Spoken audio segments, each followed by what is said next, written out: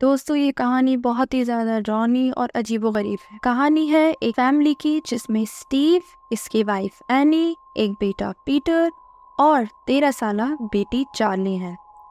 आज पीटर और चार्ली के ग्रैंडमा एलन टैपर का फ्यूनरल है और ये दोनों अभी तक सोए हुए हैं। पीटर अपने रूम में है और चार्ली शदीद ठंडे मौसम के बावजूद अपने ट्री हाउस में सोई हुई है। अगले सीन में सब चर्च में हैं और एनी एलन के बारे में फ्यूनरल स्पीच दे रही है। वो कहती है कि उसकी माँ एक बहुत ज़्यादा प्राइवेट और डिफ़िकल्ट लेडी थी। इससे हमें ये पता लगता है कि एनी की अपनी माँ के साथ ताल्लुकात अच्छे नहीं थे। जब वो अपनी ग्रैनी को देखने आती है तो उसके लॉकेट को बहुत गौर से देखती है और फौरन पीछे मुड़कर देखती है तो एक बंदा उसकी तरफ देखकर मुस्कुरा रहा होता है। स्पीच के दौरान चार्ली कोई बहुत ही अजीबोगरीब किस्म का स्केच बना रही होती है, साथ में चुटकी की आवाज भी निकाल रही होती है। एनी एक मिनिएचर आर्टिस्ट है जो बहुत छोटी छोटी चीजें तैयार करती है। वर्कशॉप में एनी अपनी माँ की कुछ चीजों को चेक कर रही होती है, तभी उसे एक नोट मिलता है जिसमें लिखा होता है कि प्यारी एनी, उन सब बातों के लिए माफ कर देना जो मैं तुम्हें नहीं बता सकी।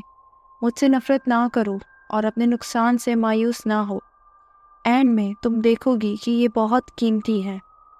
रिवॉर्ड्स के सामने हमारी कुर्बानियां फीकी पड़ जाएंगी। वो गुस्से में ये नोट्स वापस रख देती है और रूम की लाइट ऑफ कर देती है तो देखती है कि कॉर्नर में उसकी माँ एलन खड़ी होती है। वो जैसे ही लाइट ऑन करती है एलन एकदम से गायब हो जाती है। अगले सीन में हम देखते हैं चार्ली की क्लास में सब बच्चे टेस्ट दे रहे होते हैं जबकि चार्ली अपने टॉय से खेल रही होती है। जैसे ही टीचर उसका पेपर इसके सामने करती है तो उसी टाइम एक बर्ड क्लासरूम की विंडो से आकर जोर से टकराता है। चार्ली गौर से क्लासरूम में रखी सीजर की तरफ देखना शुरू कर देती है। ऑफ टाइम के बाद चार्ली उस परिंदे को, जो कि कबूतर था, उसका सर सीजर से काट कर अपनी पॉकेट में रख लेती है। रोड के दूसरी तरफ एक औरत खड़ी इसको देख रही होती है और मुस्कुराकर इसको हाई करती है। एनी वर्कशॉप में बैठी अपना काम कर रही होती है, तभी स्टीव की आवाज आती है, हेलो, और ये बाहर जाती है। इसकी नज़र एलन के रूम में पड़ती है जिसका डोर खुला होता है और उसके रूम में बीचों बीच किसी शैतानी निशान बना होता है।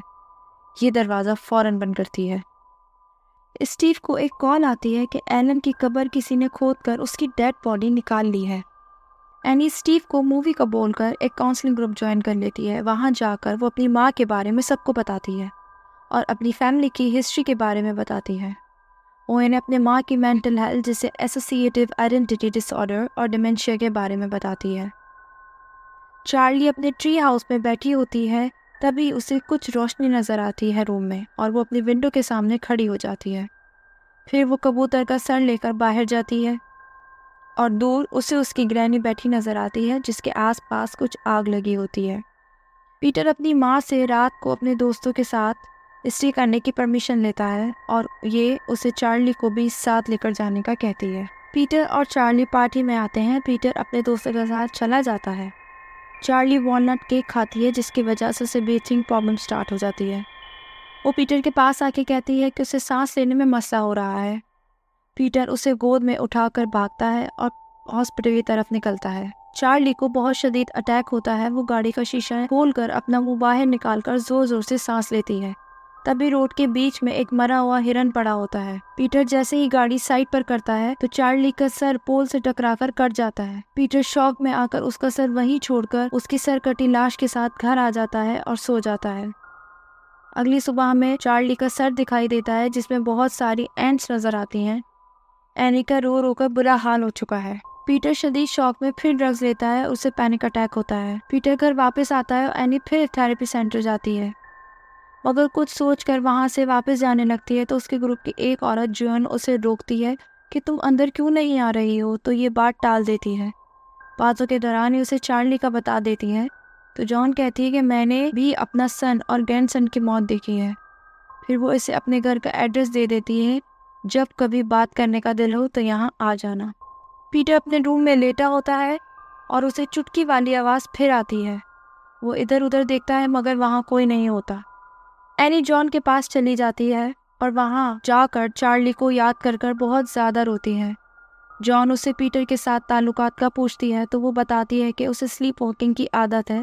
तो एक दफ़ा उसने स्लीप वॉकिंग के दौरान पीटर, चार्ली और अपने आप को पेंट थिनर डालकर आग लगाने ही वाली थी कि उसकी आँख खुल गई थी।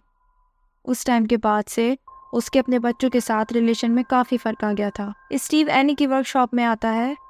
एनी सेम चार्ली की डेथ स्पॉट और एक्सीडेंट का सीन तैयार कर रही होती है।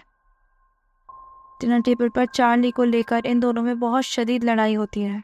एनी कहती है कि चार्ली की मौत तुम्हारी वजह से हुई है, जिस पर पीटर कहता है कि उसे तुमने मेरे साथ फोर्सफुली भेजा था, जिस पर वो गुस्से में उठकर चली जाती है। ग्रोसरी स्टोर से वापसी पर जॉन फिर उसे मिलती है और उसे बताती है कि कल मैं एक रूहानी पूजा में गई थी और वहाँ मैंने अपने बेटे की स्पिरिट से मुलाकात की थी। एनी इसको सीरियस नहीं लेती, मगर वो एनी को ज़बरदस्ती अपने घर ले जाती है और वहाँ जाकर अपने ग्रैंडसन की स्पिरिट को बुलाती है और कहती है, लुई, अगर तुम यहाँ हो तो ग्लास को हिलाओ, और ग्लास हिल जाता है। तभी उसकी स्पिरिट अपनी दादी को आई लव यू कहने का मैसेज लिखती है और फिर वो इसे भी ये तरीका सिखा देती है। वापसी पर एनी की कार से चार्ली की आवाज़ आती है। रात सोते में वही आंट्स उसके बेड पर होती हैं जो कि चार्ली के सर पर थीं। ये सब बाहर से आ रही होती हैं। एनी उनके पीछे जाती है तो देखती है कि वो सारी पीटर के फेस पर होती हैं। वो जैसे ही चीख मारने लगती है, उसे पीटर की आवाज़ आती है और सब नॉर्मल हो जाता है।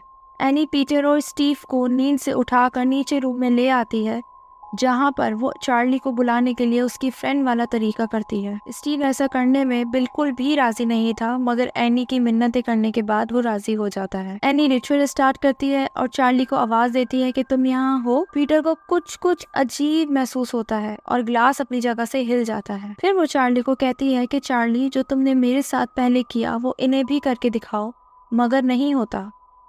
स्टीव गुस्से में आ जाता है और कहता है कि ये सब क्या बकवास है, मगर एनी उसे कहती है कि ये सब सच है। उसी टाइम पीछे कबर्ड का शीशा एकदम से टूट जाता है और साथ ही कैंडल लाइट भी बुझ जाती है और फिर से ऑन हो जाती है। स्टीव टेबल के नीचे देखता है कि ये सब कोई फेक मैजिक ट्रिक तो नहीं है, मगर ये सब सच होता है। चार्ली सच में इस रूम में होती है।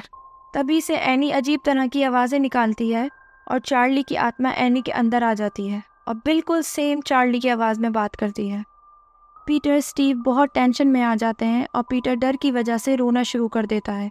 तभी स्टीव पानी से भरा गिलास चार्ली के ऊपर डालता है और एनी वापस आ जाती है। पीटर अपनी क्लास में होता है, तभी उसी रूम में वही लाइट नजर आती है जो चार्ली को दिखाई देती है। वो लाइट शेल्फ में जाकर रुकती है। पीटर जब उसके ग्लास में अपना अक्स देख रहा होता है तो उसे उसका अक्स इसकी तरफ देखकर मुस्कुरा रहा होता है। वो डरकर एकदम खड़ा होता है और क्लासरूम से बाहर चला जाता है। स्टीव एनी को कॉल करता है और कहता है कि उसे पीटर की कॉल आई है और उसे क्लासरूम में किसी आत्मा टाइप चीज ने बहुत ज्यादा डराया है और वो गुस्से में कॉल बंद कर देता है। आर्ट गैलरी से कॉल आती है जिसमें वो एनी को मजीद आर्ट पीसेस प्रोवाइड करने का कहते हैं। उसे एक मॉडल चेयर टूट जाती है, जिसके बाद वो फ्रस्ट्रेशन में आकर अपने सारे आर्ट को तोड़ देती है।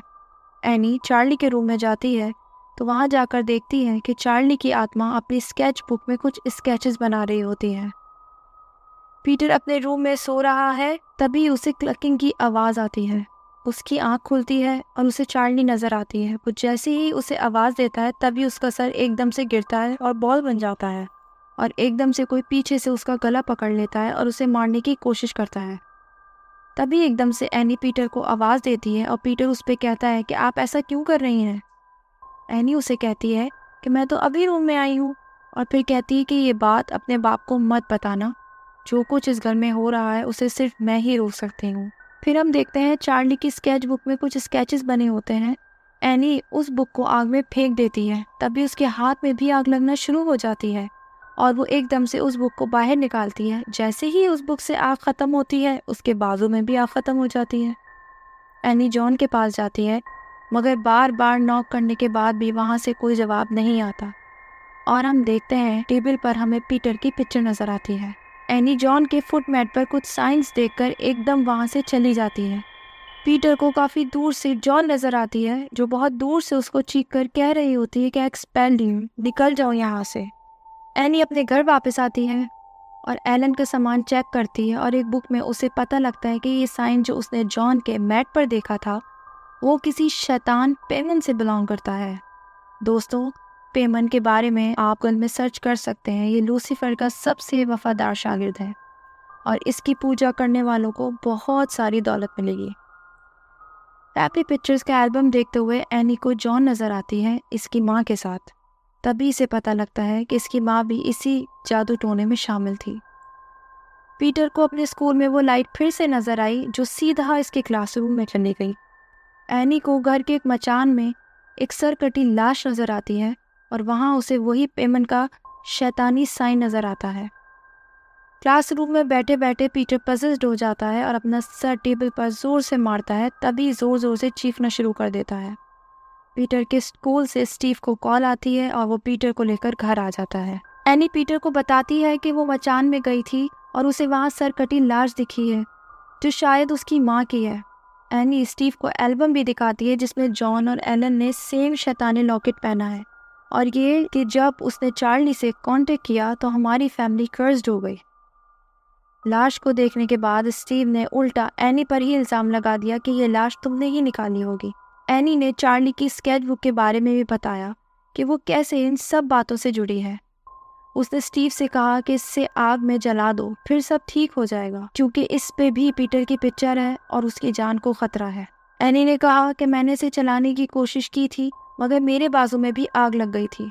मगर स्टीव उसकी बात नहीं मानता। वो कहता है कि तुम बीमार हो और मुझे पुलिस को कॉल करनी पड़ेगी। तो एनी अपनी जान की परवाह किए बगैर उस बुक को आग में फेंक देती है और हैरानी की बात तो ये हुई कि एनी की जगह स्टीव की बॉडी पर आग लग गई और उस आग में जलकर मर गया। उसी टाइम एनी भी पज़ल्ड हो जाती है। पीटर नींद से उठता है, उसे घर में कोई भी नजर नहीं आता और फिर उसे स्टीव की जली लाश मिलती है और उसे कुछ बंदों की आत्माएं नजर आती हैं और फिर उसके पीछे एनी पड़ जाती है वो भाग जाता है और एनी भी उसके पीछे भागने लगती है। वो भागकर मचान में चला जाता है, उसे बंद कर देता है। वहाँ उसे अपनी पिक्चर नजर आती है। वो समझता है कि शायद ये स्लीप वॉकिंग कर रहा है और अपने आप को थप्पड़ मारता है कि शायद आँख खुल जाए। फिर इसे एनी हवा में लटकी हुई नजर आती है जो अपना गला किसी वायर से काट रही होती है और इसे फिर कुछ आत्माएं नजर आती हैं और भागकर खिड़की से छलांग लगा देता है और फिर ये देखता है कि एनी की सरकटी बॉडी हवा में उड़ती हुई ट्री हाउस में जा रही होती है। फिर इसे चार्ली की क्लकिंग की आवाज़ आती है और ये भी ट्री हाउस की तरफ चलना शुरू कर देता है। बैकग्राउंड में इनका डॉग मरा पड़ा होता है और साथ में कुछ आत्माएं इसकी तरफ देखकर मुस्कुरा रही होती हैं। हाउस में जाने के बाद ये देखता है कि बेमन का स्टेचू है और सब इसके सामने सर झुकाकर पूजा कर रहे होते हैं और साथ में इसकी ग्रैनी की पिक नज़र आती है। और फिर इसको जॉन की आवाज़ आती है कि तुम परेशान ना हो, तुम पेमन हो, नरक के 8वें किंग। और फिर सब इसके सामने सर झुकाकर इसको पेमन पेमन पुकारते हैं। तो कैसी लगी आपको आज ही अजीबोगरीब कहानी? कमेंट्स में ज़रूर बताइएगा कि आप नेक्स्ट कौन सी मूवी एक्सप्लेनेशन चाहते हैं। लाइक करें, शेयर करें, सब्सक्राइब करें। Be happy.